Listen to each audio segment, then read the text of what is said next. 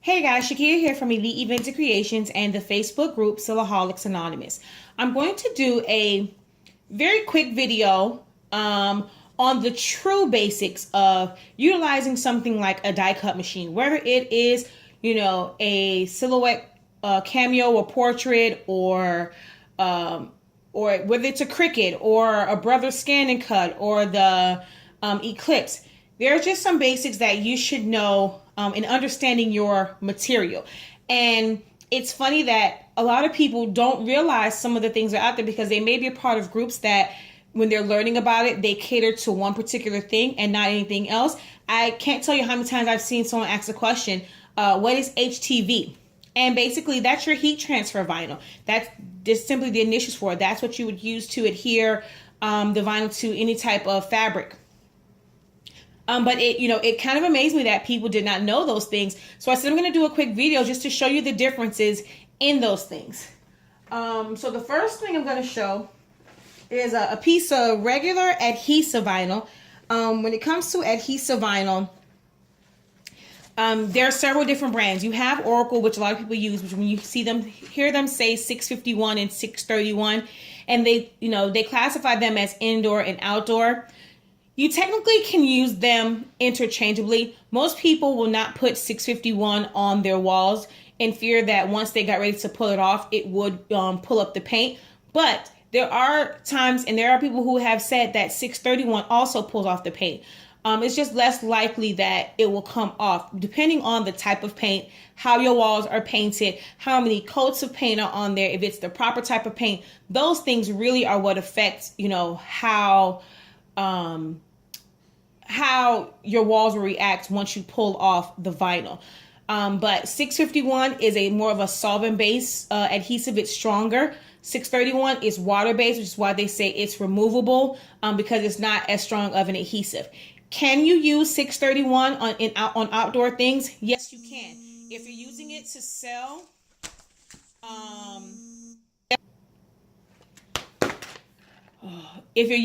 sell, I'm sorry, I had to end the call. That was my son's school calling. Says there's a school tomorrow. Most people don't recommend, if you're using it to sell anything, to use a 631 because there's a chance that it would come off. I've done it. They were more so like tester ones, but people wanted them and they actually still have them on their cars. So you can use it for outdoor applications. It's just not ideal. The same way you can use 651 on your walls, it's just not ideal. But your adhesive vinyl, whether it's Oracle, Endurogloss or Enduro-Matte, 3M, Scott's has one. Who else have I used? I've used 3M, I've used Scott's, I've used Endura, I've used Oracle. Avery has a brand of vinyl. So there are quite a few companies that make adhesive vinyls. They will pretty much everyone, they'll have their name on the back, but it has a paper backing. The back is, it feels and it is paper. The vinyl itself sits on it's a coated paper to where it pulls away from it. It will never really stick to it.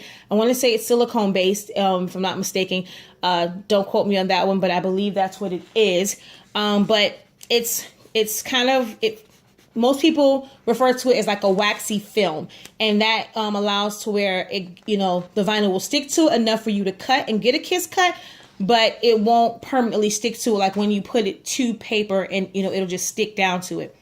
Your heat transfer vinyl is there's a matte side, which is the side that you would cut on, and then there's your shiny side, and what that shiny side is your carrier sheet. You can kind of slightly see it. The flash on my phone is kind of keeping from seeing it. But you can see the reflectiveness of this side. It's shiny compared to if I turn it to this side. Well, it kind of still looks a little bit shiny. I'll pull it back some. But you can see it's not as shiny and glossy as this side is.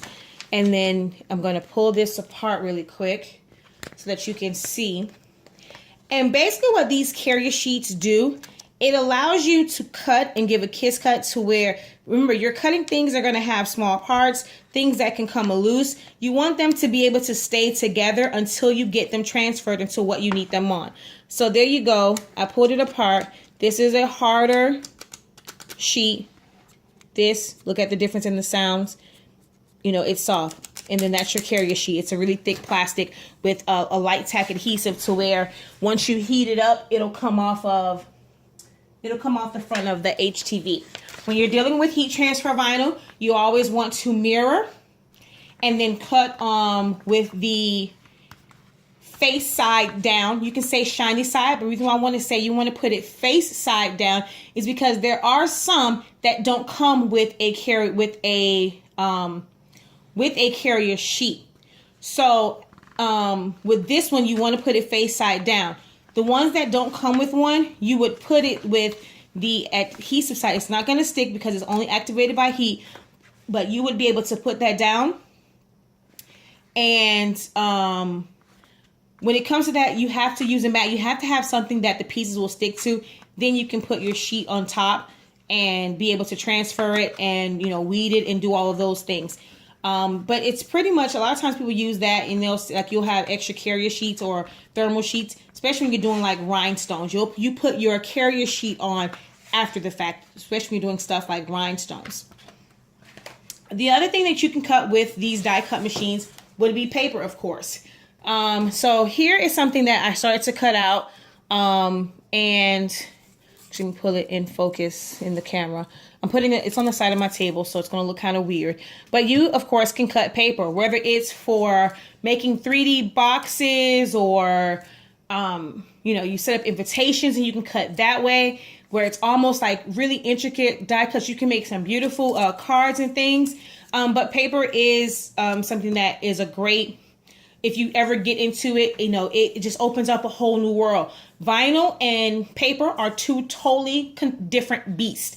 And the way they cut, the way they operate, you know, it's totally different. When it comes to paper, you don't have a backing. There is no kiss cut. So you have to cut your paper with the mat. When it comes to vinyl, whether it's heat transfer vinyl or adhesive vinyl, you can cut it without a mat because the carrier sheet is what's going to hold everything together until you weed it and transfer it to your transfer tape. When it comes to paper, there is nothing on the back of it. Once you cut, there's nothing to keep it stable if you try to put just the paper through, and all of the pieces will be all over the place and, you know, it'll just be a mess. So you need a mat in order to be able to cut it to where everything stays together. And then if you're cutting something that you want to be transferred to putting something else, recently people have been using it for the like vinyl decals to put on like curved objects. But originally, I've always used it for paper crafting. This is not really it. This is not one that is not self-adhesive.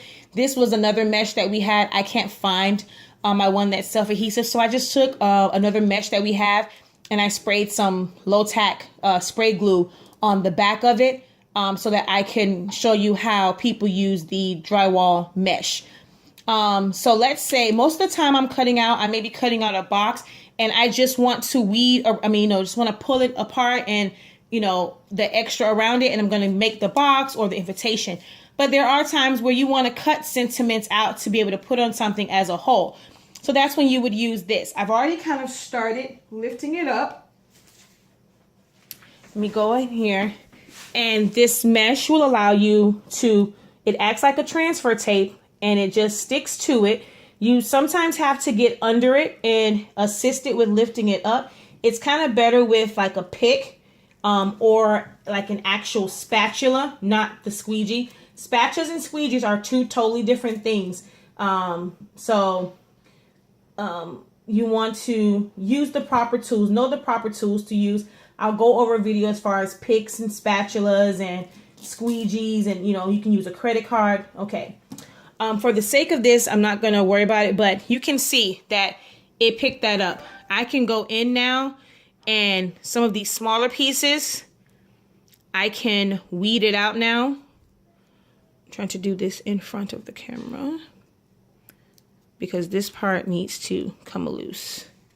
1 second. I need to put it. It's better if you're doing this on a flat surface when you're trying to weed the areas out and not kind of in your hand, because you don't want it to bend and pieces to fall off, because again, it is very low tack adhesive that's on here. It's not really a strong bond. So the more you mess with it, the easier it's going to be for it to kind of come loose and come apart. So you see I took that piece off, and then there's like an inner piece, and like some of these pieces here, I could take my pick and poke out the inner parts of this, the O, the A, and then I would be able to apply glue here. And the one good thing about using the mesh is it's almost a raised surface, so you don't have to worry about it getting on your project. So even if you get a little bit of glue here, it's not that bad, but this makes it easier to apply glue to this and then be able to turn it and put it down on whatever you're going to put it on. I'm just going to get this piece of paper. And then if you press down just where your wording is, you know, you won't get a lot of glue spread everywhere, because sometimes you try and put things on small stuff like this, it's so much glue and it starts to spread and it can mess up your project. So with this one, you kind of have, it gives you a lot of control with when it comes to applying glue to, especially to small pieces. This is great to where if you have a something that is like in a curve, and it's like you made it where it was on a circle path, and so you want to keep all of those things in line, you don't want to hand place them, that's where using the mesh would come in handy. People were also using it to pick up the vinyl for curved surfaces. You would do the same thing, just put it on there. And let me find my, okay, what did I do with my squeegee? Is it down here? Yes, it is. So you would, with this, you have to apply a lot of pressure. It's not like your transfer tape where you can kind of go over. This, you really have to apply a lot of pressure. This may not work with this one because, like I said, it is coming up. I ended up just spraying this one with a little bit of spray adhesive because I can't find my actual drywall one. But you really have to scrape this down for it to stick, and then you can pull it up. This is just a scrap piece from an order I had for someone who wanted decals. She was making her own ornaments, but I had to cut the decal out for her. So, oh, that little piece right there just don't want to come up.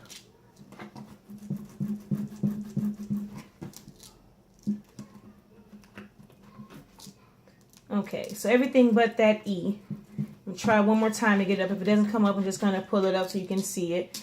Okay, so, but that's how you would get, you know, you really have to rub it in and get that vinyl on the back. And then once you put it down on your project, this will come off just like regular transfer tape.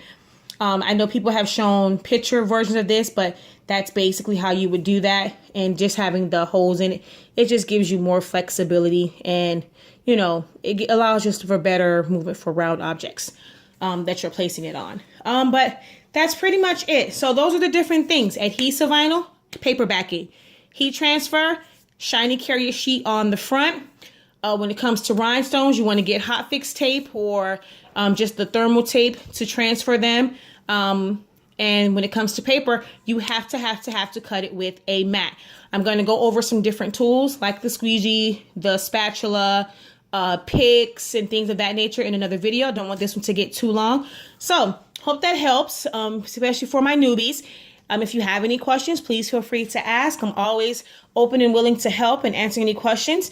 You can hit me up. You can send me a message via Messenger if you're watching via Facebook. I'm going to put my email address in the description box. You can always email me, Elite Events and Creations. Don't forget to comment, rate, and subscribe. And if you would like to join my Facebook group, it's called Sillaholics Anonymous. And I'll also leave that name down in the description box as well if you're watching via YouTube. All right, guys, until next time, talk to you later.